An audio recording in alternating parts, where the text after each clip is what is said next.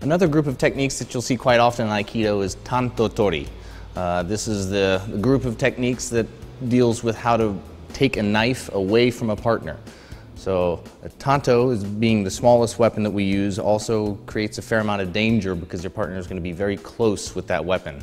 So a lot of the techniques involved in Tanto, Tori tend to be a little more aggressive in order to completely diffuse the situation. So if we start with a Tanto,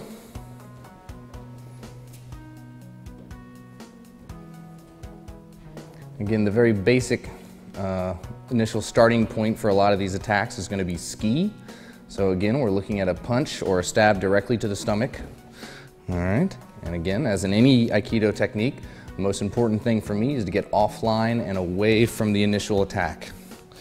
So we've seen kotegaishi before, or wrist twist without a weapon, and this can be directly applied to Tanto Tori.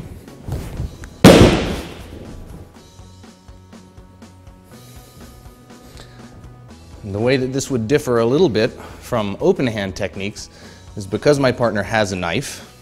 As the strike comes in, I can use that weapon both to influence his movement, and I also need to be aware that I want to keep the weapon away from my partner. I'm not going to sit down to create the pin in this situation. I want to stay standing and remain with the weapon.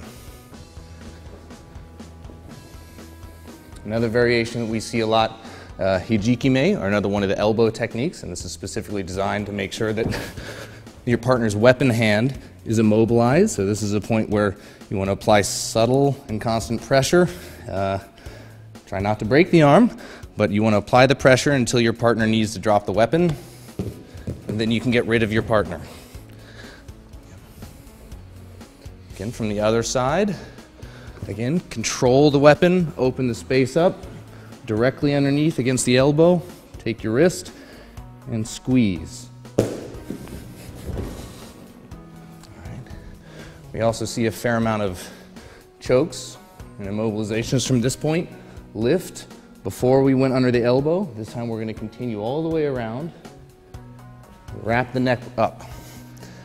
In order to remove the knife, we're going to step back and drop on the closest knee and apply pressure to the elbow against my knee that's up until your partner drops the knife.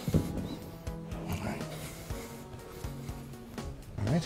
One other kubishime technique that you'll see quite often. To the side, all the way around, and take the gi from the other side and separate. Again, down on the closest knee, pressure on the elbow. So one more time.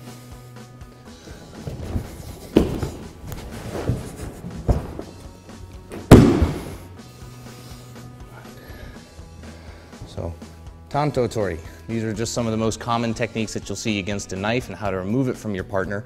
There are several others which generally pertain to open hand techniques, but these are some basic beginning points on Tanto Tori.